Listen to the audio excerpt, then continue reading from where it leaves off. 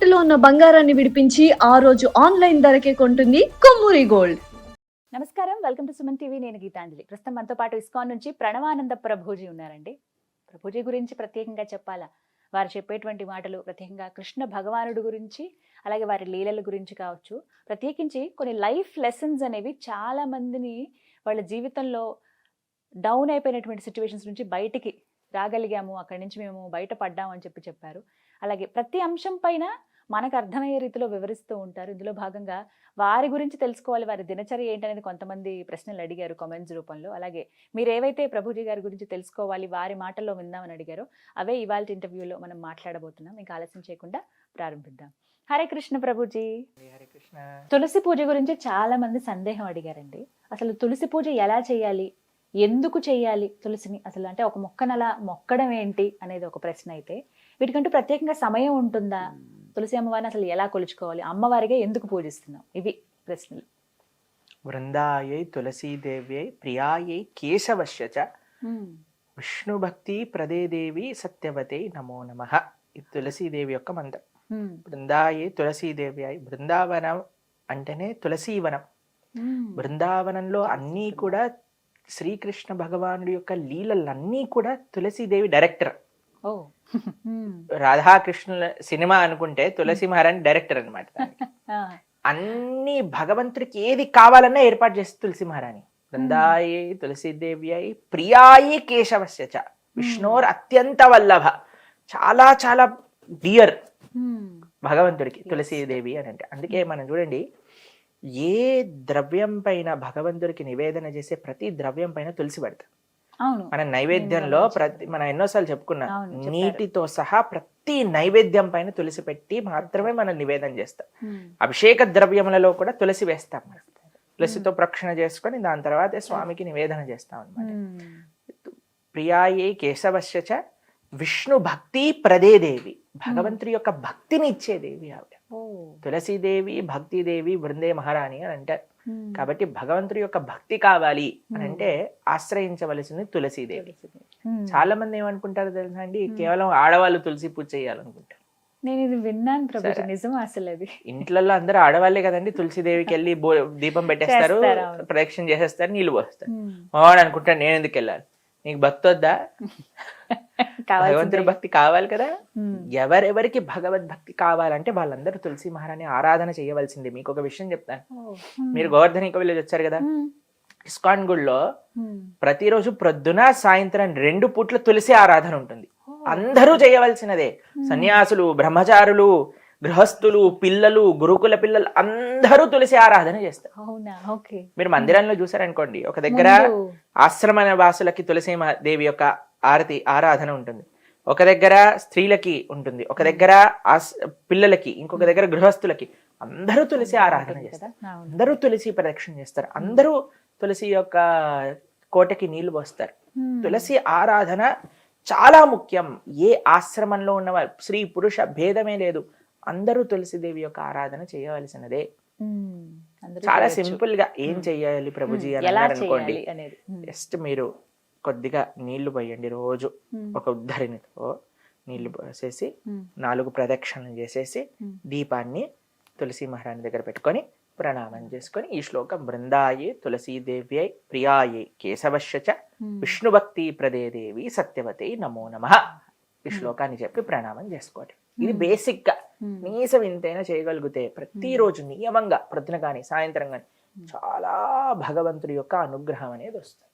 ఎందుకంటే ప్రతి ఇంట్లోనూ తులసి మొక్క చూస్తాం ఖచ్చితంగా. ఇంకో ప్రశ్న ఏం అడుగుతారంటే, చాలా సార్లు పూజ చేసుకునే తులసిని తెంపచ్చా అంటారు.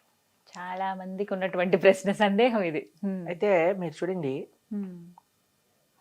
మీరు చెట్టును పెంచుతున్నారు అనుకోండి, ఒక పువ్వు చెట్టు పెంచడానికి ప్రయోజనం ఏంటి? ఆ పూలు తీసుకొని స్వామికి మాలగా చేసుకొని సమర్పణ చేయడం. తులసీదేవి దగ్గర ఉండే స్పెషాలిటీ ఏంటంటే, ఆవిడ ఆల్రెడీ ఒక స్పిరిచువల్ పర్సనాలిటీ తులసీదేవి. మనకి ఏమనిపిస్తుందంటే, అరే తులసీదేవిని తెంపవచ్చా? కానీ మీరు చూడండి, తులసీదేవి యొక్క అస్తిత్వమే కృష్ణుడి యొక్క సేవ చేయటం కోసమే ఆవిడ అవతరించింది. ఎవరి యొక్క అస్తిత్వం కృష్ణుడి యొక్క సేవ చేయటమో ఆవిడ్ని కృష్ణుడికి సమర్పించటంలో ఏం ప్రాబ్లం లేదు కదండి. అంటే పూజించే దగ్గర వస్తుందండి చాలా మంది. ఇప్పుడు 2 పూజ చేయొచ్చు, తులసి ఆవిడకి మొక్కలు పూజ ఎందుకోసం చేస్తున్నాం, మనకి కృష్ణుడి యొక్క సేవ కావాలని చేస్తున్నాం. చేస్తున్నాం. అవును. కానీ ఆవిడ్ని కృష్ణుడి యొక్క సేవలో పెట్టడమే కదా ముఖ్యమైన విషయం. ఏంటంటే పూజించే వాటిని తెంపొచ్చు అంటారు అయితే. బ్రహ్మాండంగా, ఎందుకంటే తులసీదేవి యొక్క స్వరూపమే కృష్ణుడి యొక్క సేవ చేసుకోవటం కోసం. కానీ కానీ కానీ ఆ సెంటిమెంట్ మన దగ్గర ఉంది కాబట్టి రెండు తులసి చెట్లు పెట్టుకోవచ్చు. ఒక తులసి చెట్టుకి ఆరాధన చేసుకోండి, ఇంకో తులసి చెట్టుకి ఆ పత్రములను స్వీకరించి ఆ దళములను స్వీకరించి భగవంతుడి యొక్క ఆరాధనకి ఉపయోగించుకోవాలి. 2 విషయాలు మనం జాగ్రత్తగా ఉండాలి. ఒకటి, మన గోళ్ళు తలకూడదు. మనం తులసీదేవిని ఇలా వేళ్ల మధ్యలో పట్టుకొని తెంపాలి. 2, ద్వాదశి రోజు తులసి దళములను తెంపకూడదు. ఖచ్చితంగా నియమం. ఇదొక్కటి గుర్తుపెట్టుకోవాలి. ఇంకా మంగళవారమా శుక్రవారమా ఇవన్నీ పక్కన పెట్టండి. ద్వాదశి రోజు మాత్రమే తెంపకూడదు. కారణం ఏమన్నా ఉందా? ఎందుకంటే తులసీదేవి కూడా ఏకాదశి వ్రతం చేస్తుంది అని అంటారనమాట. ఏకాదశి వ్రతం చేసి ద్వాదశి పారాయణ, శాస్త్రం వాక్యం ద్వాదశి రోజు ఇది చేయకూడదు అని అంటారు.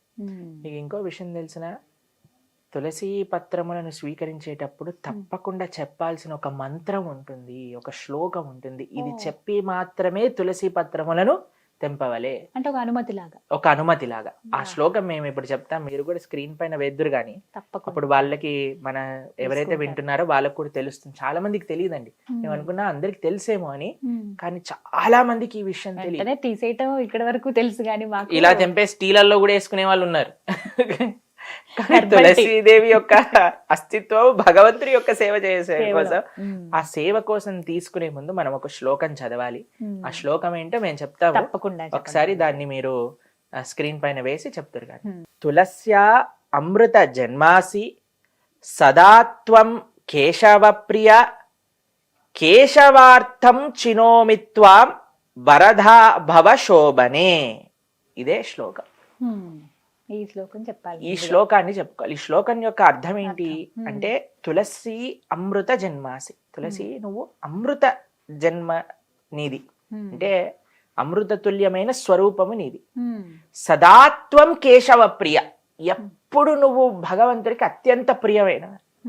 కేశవార్థం చినోమిత్వ, ఆ భగవంతుడి కోసమని నేను తులసి దళములను తెంపుతున్నాము. వరధా భవ శోభనే, నువ్వు ఎప్పుడు ఇలానే శోభిస్తూ ఉండుగాక అని ఆవిడ పర్మిషన్ తీసుకొని ఒకసారి ప్రణామం చేసి అప్పుడు పత్రాలు తీసుకోవాలి. మీకు ఇంకో విషయం చెప్తాను.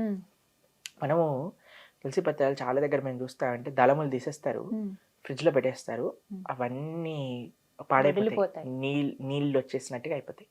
ఇంకో విషయం చెప్తాను, మనం తులసి పత్రములను ఫ్రిడ్జ్ లో దాచి పెట్టుకోవాలి అని అంటే హోల్స్ ఉన్న డబ్బాని యూజ్ చేయాలి. ఎయిర్ సర్క్యులేషన్ ఉండాలి, అటు చలి ఉండాలి, ఇటు ఎయిర్ సర్క్యులేషన్ ఉండాలి. ఎప్పుడైతే అలా పెట్టుకుంటామో అప్పుడు మాత్రమే మనకి అవి ఫ్రెష్ గా ఉంటాయి. ఇంకో విషయం చెప్తాను, కొన్నిసార్లు మనకి సాయంత్రం పూట నివేదన చేయాలనుకోండి, సాయంత్రం పూట తులసిని తెంపకూడదు. మా ఇంట్లో సూర్యాస్తమైన తర్వాత తెంపకూడదు తులసి. అయితే మేము ఏం చేస్తాం అంటే, మన ఇంట్లో కానీ సాంప్రదాయంలో ఉన్న వాళ్ళు కూడా తులసి అలా ఎండిపోయి పడిపోతుంది కదండి, ఎండిపోయి కాదు, ఆకులు అప్పుడప్పుడు కింద పడిపోతుంటాయి, పత్రం కింద పడిపోతుంటాయి. లేదా మనకి ఎప్పుడైతే ఎక్కువగా వచ్చేస్తుందో చక్కగా వాష్ చేసి తడి బడ్డ పైన ఆరబెట్టేసుకొని తడంతా, దాన్ని మొత్తం ఎండనివ్వాలి. ఎండిపోయిన తులసి ఉంటుంది కదండి, ఒక డబ్బాలో పెట్టుకోవాలి. ఎప్పుడైనా ఎమర్జెన్సీ వచ్చింది అనుకోండి, మనకి తులసి లేదు, నివేదన చేయాలంటే ఎలా తులసి లేకుండా నివేదన చేయలేము, అప్పుడు ఈ తులసి మాలని వాటి పైన పెట్టుకోవాలి. ఎండిపోయిన వాటిని కూడా పెట్టచ్చు బ్రహ్మాండంగా. తులసి ఏ స్వరూపంలో, ఇప్పుడు తులసి మాల ధరించాం, ఇదేంటి కాండమే కదండి తులసిది, వాటితో చేసినవి. తులసి తులసి పొడి, తీర్థం పొడిలో తులసి ఉంటుంది కాబట్టి ఎలాగైనా సరే మనం తులసిని భగవంతుడికి సమర్పణ చేయాలి. ఇప్పుడు ద్వాదశి రోజు, ఓకే, ఏకాదశి ద్వాదశి రోజు మనకి లేవు, అప్పుడు ఏం చేస్తాం మనం, వెంటనే ఇవి పెట్టేసుకొని చక్కగా నివేదన చేసుకోవచ్చు. కొన్ని ఇళ్లలో తులసి మొక్క అలా జీవం లేనట్టుగా ఎండిపోయినట్టు అవుతుంది, అది చాలా అపవిత్రం. తులసి మహారాణి చాలా కేర్, అంటే ఆ ఇంట్లో ధార్మిక పెరిగిపోతుంది అని. అలా అని భయపడిపోయి ఇప్పుడు మేమేమైపోయి కంగారు పడకండి, తులసి మహారాణి తెచ్చుకోండి, చక్కగా మంచిగా సారవంతమైన ఇది చేయండి. అప్పుడప్పుడు తెల్లటి పురుగులు వస్తాయి తెలుసా మీకు, ఆకలి వెనకాల. అప్పుడు ఏం చేయాలో తెలుసా, ఇవన్నీ మొత్తం మీకు తులసి మహారాణి పెంచే క్లాస్ ఇస్తున్నా, గార్డెనింగ్ క్లాస్ అయిపోయింది. ఏం చేయాలంటే నీళ్ళల్లో నీమ్ ఆయిల్ వేయాలి, వేసి స్ప్రే బాటిల్లో వేసి స్ప్రే చేసేసుకోవాలి, బ్రహ్మాండంగా అయిపోతుంది. ఇంకో విషయం, ఎప్పుడైతే వాటికి సీడ్స్ పెరిగిపోతాయి కదా, వాటన్నిటిని జాగ్రత్తగా మనం ఇచ్చేసాం అనుకోండి, అప్పుడు నిండుగా వస్తుంది అనమాట. సీజర్స్ యూజ్ చేయకూడదు ఎప్పుడు తులసిదేవి. ఇంకో విషయం ఏంటంటే చలికాలంలో ఎప్పుడు కవర్ చేసి ఉంచాలి తులసి మాలని. ఒక చక్కటి కాటన్ క్లాత్ తోటి దేనితోటైనా మంచిగా ఇలా పెట్టేసాం అనుకోండి, అప్పుడు ఆ చలి యొక్క ప్రభావం ఉండకుండా మనకి. అంటే ఇక్కడ హైదరాబాద్ లో అంత చలి ఉండదు అనుకోండి, మా ఆశ్రమంలో చలి ఎక్కువగా ఉంటుంది. మీరు చలి ఉన్నప్పుడే కదా వచ్చింది మా ఆశ్రమానికి, కరెక్ట్. కాబట్టి అలాంటి సమయంలో కొద్దిగా జాగ్రత్త. మీరు చూసారు కదా ఆశ్రమంలో ఎలా ఒక దాంట్లో లోపల పెట్టి జిప్ వేసి మంచిగా నీట్ గా తులసి మహారాణి పెట్టి అలా జాగ్రత్తగా చూసుకోవాలి, కాపాడుకోవాలి మనం. ఇంకో విశేషం ఏంటంటే తులసీదేవి యొక్క ఆరాధనలో 8 నామములు విశేషమైనవి అని మొన్నే మేము శాస్త్రాధ్యయనలో చదివామన్నమాట. ఆ 8 నామాలు కూడా మేము చెప్తాం. తులసి అమ్మవారిని పూజించుకునేటప్పుడు 8 నామాలు ముఖ్యంగా ఉంటాయండి. అవి మనం స్మరించుకుంటూ అవి పఠించుకుంటూ అమ్మవారిని కొలుచుకోవచ్చట. ఆ నామాలు ఏమిటో ప్రభుజీ చెప్తారు, విందాం.